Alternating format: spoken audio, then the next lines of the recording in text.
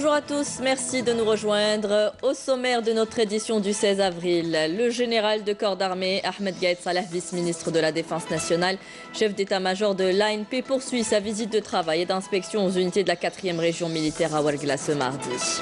Nous célébrons la journée du savoir ce mardi 16 avril, une journée en hommage à l'illustre homme de lettres et penseur Abdelhamid Ibn Badis. Nous reviendrons dans ce journal sur la création de l'association des Ulamas algériens.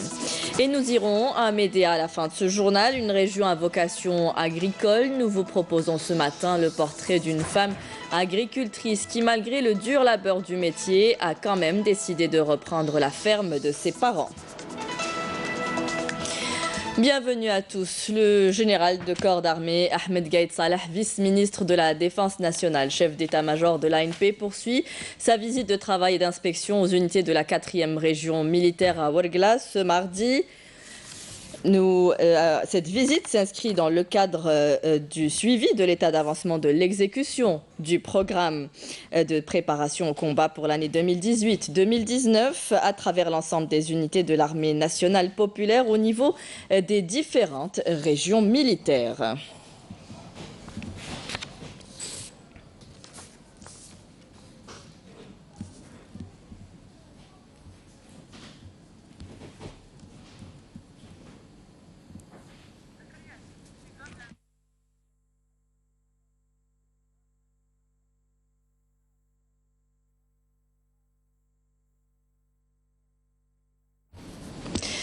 Et la 5e session du Forum ministériel de coopération Russie-Monde arabe s'est ouverte ce matin à Moscou. Ce forum est un cadre de consultation et de coopération créé en 2003 pour promouvoir le dialogue politique de la coopération entre les pays membres de la Ligue des États arabes et la Russie, en particulier sur les grandes questions régionales et internationales.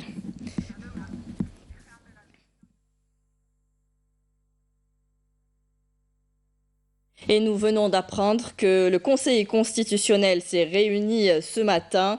Le président du Conseil constitutionnel, Tayyip Belaïz, a présenté ce matin sa démission en tant que président du Conseil constitutionnel. Une démission qui prend effet, qui a été, je vous rappelle, Tayyip Belaïz, qui a été nommé à ce poste le 21 février dernier.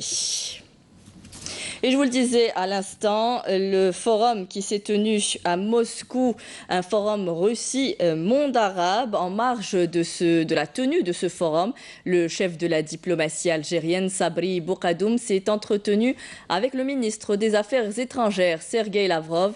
Les deux ministres ont passé en revue les relations de coopération entre les deux pays et ont examiné les moyens à même de les renforcer davantage. Ils se sont particulièrement félicités de la qualité des relations qui lient les deux pays et du respect mutuel dont elles ont toujours été empreintes. Aujourd'hui, le pays célèbre la journée nationale du savoir, instituée en hommage au savant Abdelhamid Ibn Badis, disparu le 16 avril 1940. Cet homme de lettres et penseur natif de Constantine a laissé un legs socio-culturel important.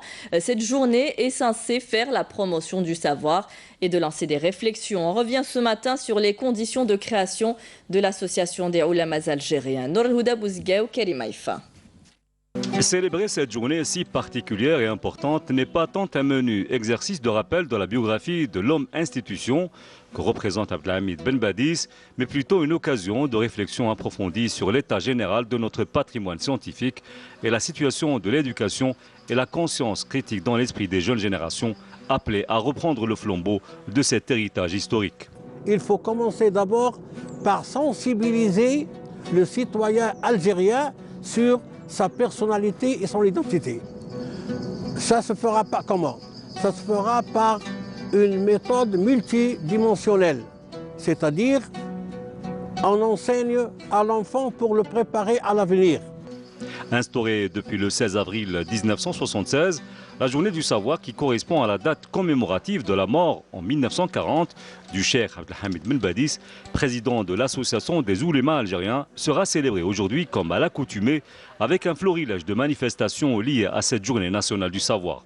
C'est également une occasion de dresser un bilan sur la situation de l'éducation en Algérie et débattre sur les progrès réalisés dans le domaine de l'alphabétisation depuis l'indépendance à ce jour.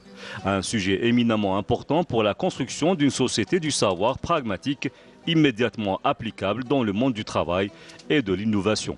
Selon l'Office national d'alphabétisation, le taux d'analphabétisme en Algérie avait été ramené à 9,5% en 2018, alors qu'il s'élevait à 98% au lendemain de l'indépendance, une baisse fruit des efforts soutenus déployés en matière d'analphabétisation en Algérie, tant par l'État que par les instances et les associations concernées.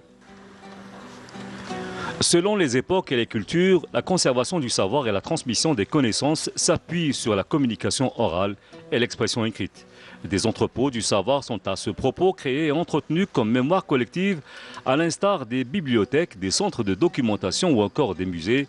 Des entrepôts du savoir qui peuvent constituer en partie le legs de Abdelhamid Benbadis, qui reste toujours vivant à travers les manuscrits jalousement conservés dans les différentes bibliothèques des universités algériennes et qui représentent bien plus qu'un témoignage sur le savoir acquis par les aïeux. Il résume la mémoire de toute une nation. En plus du devoir de préserver ces trésors inestimables des outrages du temps, il faudra nécessairement étudier et redécouvrir l'héritage culturel et l'œuvre tout entière de l'illustre réformiste en y consacrant des travaux de recherche afin de les élever au rang qu'elles méritent. Et je vous rappelle donc l'information principale du jour. Le Conseil constitutionnel s'est réuni ce mardi 16 avril, au cours duquel le président du Conseil constitutionnel, Tayyip Blaiz, a présenté au chef de l'État sa démission du poste de président du Conseil constitutionnel, poste auquel il avait été nommé le 21 février dernier. Et on poursuit notre journal. Les élèves d'Illizi pourront enfin suivre leurs cours dans de meilleures conditions. Leurs classes, qui faisaient office de préfabriquées auparavant, ont été remplacées par une véritable construction. Les écoles primaires sont les premières à bénéficier de cette initiative. Dans la commune de Inamenas à Illizi, les collèges et lycées devraient suivre par la suite. Hassiba Abdallah. À Inamenas, les élèves des écoles primaires suivent leurs cours dans des chalets ou dans des classes préfabriquées. La situation est ainsi depuis des années, mais elle ne peut pas durer encore longtemps. Ces classes sont très anciennes et représentent un grand danger pour les élèves.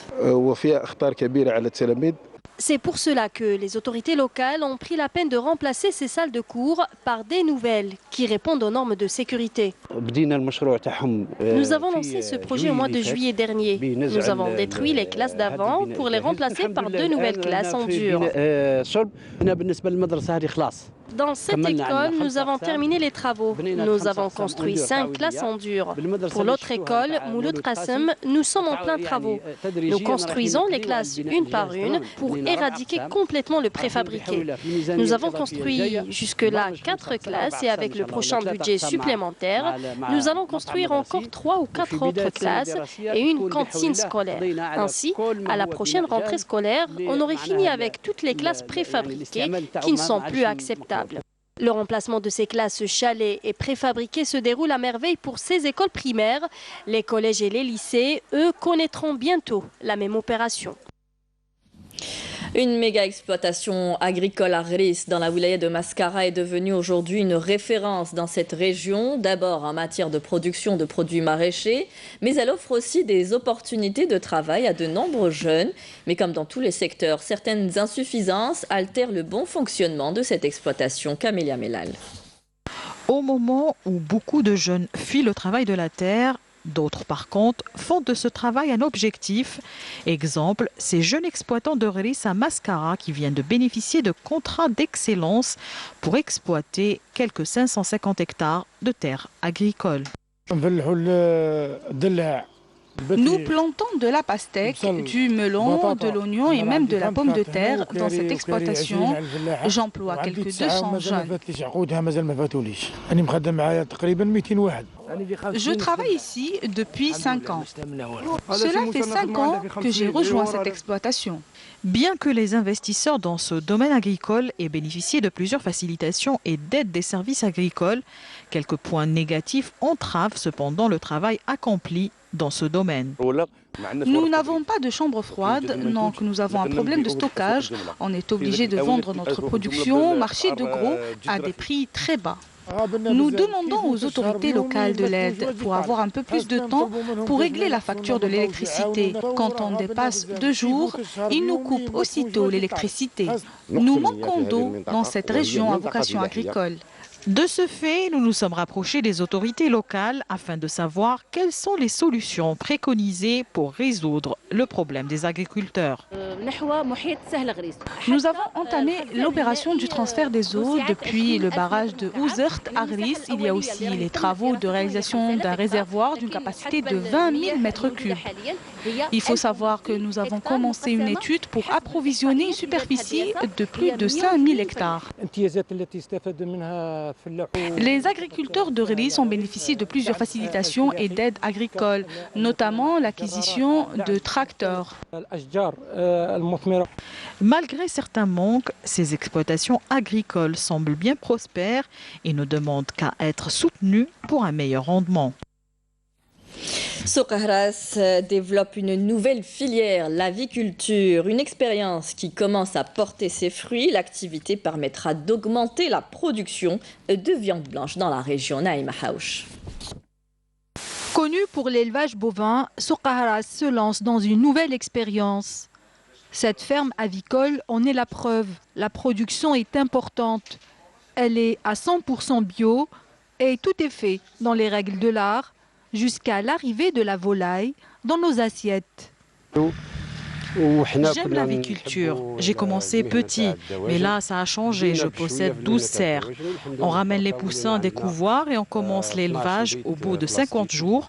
On les vend aux abattoirs qui les vendent à leur tour aux bouchers pour arriver aux consommateurs. Nous avons créé une nouvelle activité. Aujourd'hui, nous avons réussi à faire de la région l'Abayer un pôle avicole. Nous dépassons les 2 millions de production avicole. L'encouragement des éleveurs, notamment les jeunes dans l'investissement avicole, coïncide avec la création de plusieurs unités de l'alimentation de bétail et de volailles. Dans le cadre du programme de développement rural de la Daïra a bénéficié d'une importante enveloppe financière de 7 milliards qui consiste à créer des petites unités de production avicole ou d'élevage bovin. Il existe 23 unités d'élevage de volailles d'un coût de 20 millions de dinars, ce qui nous a permis d'augmenter la production pour atteindre les 4 millions. La réussite de cette expérience devra couvrir la demande locale et à court terme le marché national. Médéa est une région à vocation agricole. Elle possède des champs à perte de vue. L'une des activités la plus rentable d'ailleurs dans la région est l'agriculture. C'est un métier de dur labeur, généralement dédié aux hommes. Mais Fatma Zohra n'en a pas fait cas et a juste suivi sa passion en reprenant la ferme de ses parents. Elle garde d'ailleurs certains lieux tels qu'ils ont été construits comme le poulailler traditionnel. Elle dit en tirer plus d'avantages. Le reportage de Faria Al-Hamdi. Nous sommes bien à Swegui, une commune à 70 km au sud-est de la wilaya de Médéa. En cette période de l'année où les gens de la région sont occupés aux travaux des champs. Une zone à fort potentiel agricole, comptant de nombreuses fermes et des terres fertiles, enchâssées entre le territoire de la commune voisine de Bni Slimane. Fatma Zohra fait partie de ces rares chefs d'exploitation. Elle a repris la ferme de ses parents.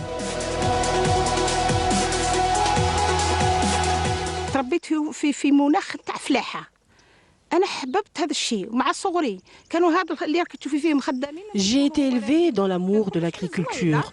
Depuis mon très jeune âge, j'ai toujours participé aux travaux agricoles qui se faisaient à l'ancienne. J'ai nourri cet amour de l'agriculture jusqu'à l'âge adulte et même après mon mariage, je venais chez mes parents pour travailler la terre.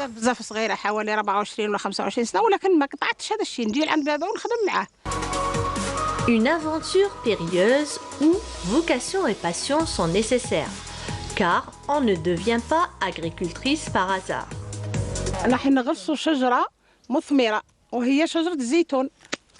Là, je vais planter un olivier qui est déjà greffé.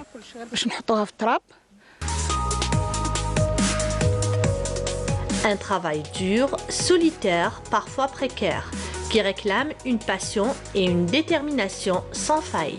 Et ce qui nous a attiré le plus chez Fatma Zohra, c'est son attachement pour les choses traditionnelles. Elle garde toujours son blé fermenté dans des silos, le matmoura.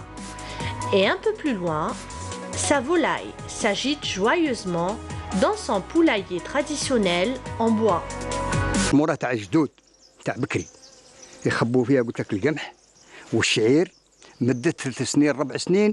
La matmoura est un patrimoine ancestral. C'est le silo à grains traditionnel. On peut y stocker des céréales pendant 3 à 4 ans sans qu'elles ne soient gâtées par l'humidité. Nous puisons dans ce stock pour avoir de la semoule ou de la farine ou durant les semailles.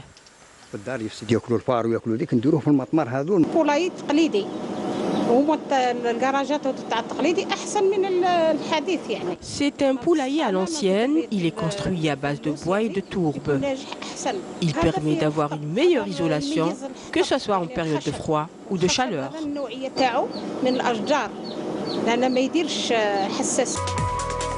Fatma Zohra exerce aussi le métier d'herboriste, un métier presque disparu, mais qui renaît grâce à l'engouement pour les soins naturels.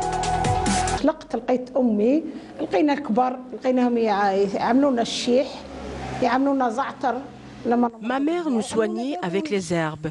Elle utilisait l'origan, la camomille et autres plantes médicinales. Ce sirop pour la toux est fait à base d'antisque et de sucre roux.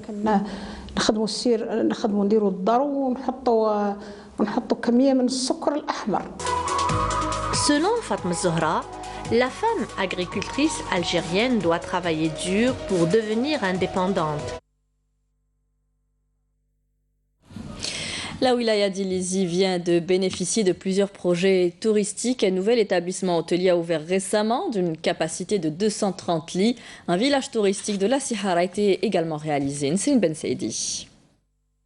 Plusieurs projets de développement touristique verront prochainement le jour à Ilizi. Il s'agit notamment du village touristique de la Sihara qui est en cours de réalisation et qui devra disposer de toutes les infrastructures nécessaires pour le bien-être des touristes. Nous visons à assurer aux touristes toutes les infrastructures nécessaires pour leur garantir un bon séjour ici à Ilizi. Ce village touristique disposera de tout ce qu'il faut. On espère qu'il sera à la hauteur des attentes des touristes.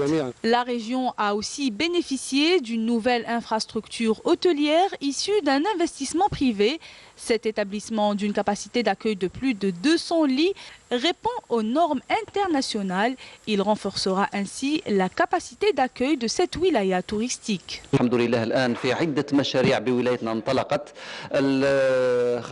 merci, il y a beaucoup de projets qui sont en cours de réalisation ici à Ilizi, notamment ces 2 projets très importants. Il s'agit du village de la Sihara et cet hôtel.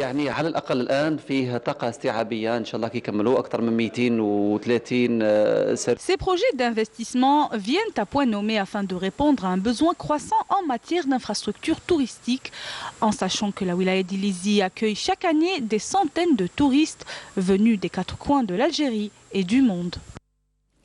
Dans le cadre de la lutte contre la criminalité organisée, des détachements de l'ANP, en coordination avec les éléments de la gendarmerie nationale et des douanes, ont arrêté hier, lors d'opérations distinctes à Janet, Termanas Tengzem, 174 orpailleurs et récupéré 8 sacs de mélange d'or et de pierres brutes. Ceci qui apparaît dans un communiqué du ministère de la Défense nationale qui informe d'autre part que des éléments de la gendarmerie nationale ont intercepté à Mila 3 narcotrafiquants, leur possession plus de 300 grammes de cocaïne.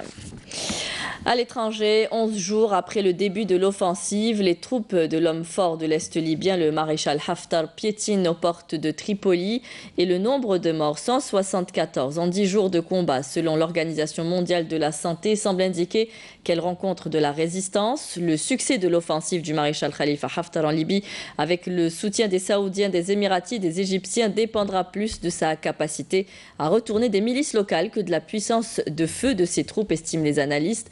Faiz Sarraj, le chef du gouvernement d'union nationale, a prévenu hier qu'une guerre en Libye pourrait pousser plus de 800 000 migrants vers les côtes européennes. L'opposition soudanaise tente de s'unir après 3 décennies de division face au pouvoir autoritaire de Omar el-Béchir, président renversé par l'armée le 11 avril au terme d'un mouvement de contestation populaire d'une ampleur inédite. Les organisateurs de la contestation au Soudan réclament la dissolution du Conseil militaire de transition à la tête du pays depuis la destitution de Omar el-Béchir au 10e jour d'un sit-in rassemblant des milliers de manifestants. L'incendie de la cathédrale Notre-Dame de Paris, vécu comme une tragédie internationale, a été totalement éteint ce matin. Dans le même temps, des dons affluaient en vue de sa reconstruction. Une réunion des ministres dirigée par le Premier ministre Édouard Philippe était prévue ce matin afin de préparer un plan de reconstruction. Le bilan matériel est dramatique, ont prévenu les pompiers. L'ensemble de la toiture est sinistré, une partie de la voûte s'est effondrée et la flèche qui surplombait ce joyau gothique du haut de ses 93 mètres n'existe plus, effondré en début de soirée sous les yeux de la foule. Du football, le Nahdu Sendé et l'AS Ain Melilla ont fait match nul, un but partout, hier au stade du 20 août 55 à l'occasion de la mise à jour de la 23e journée du championnat de Ligue 1 de football. Le Nasriya, qui se devait de l'emporter pour s'approcher du podium, enchaîne un deuxième match nul. Un nul qui permet à la SAM de gagner un point précieux dans l'optique d'amorcer sa mission de sauvetage.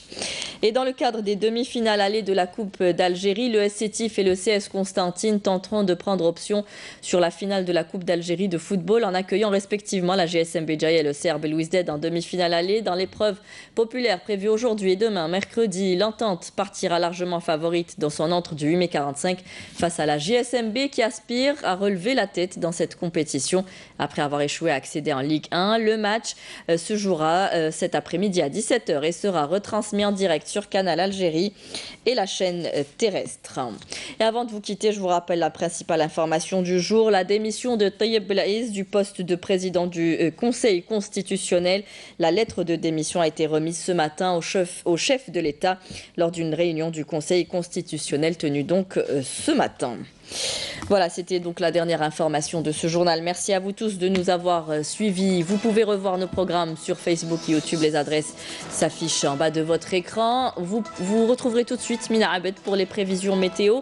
Rendez-vous ce soir avec Nejma Harj pour le journal à 19 h. Très bonne journée à tous. Au revoir.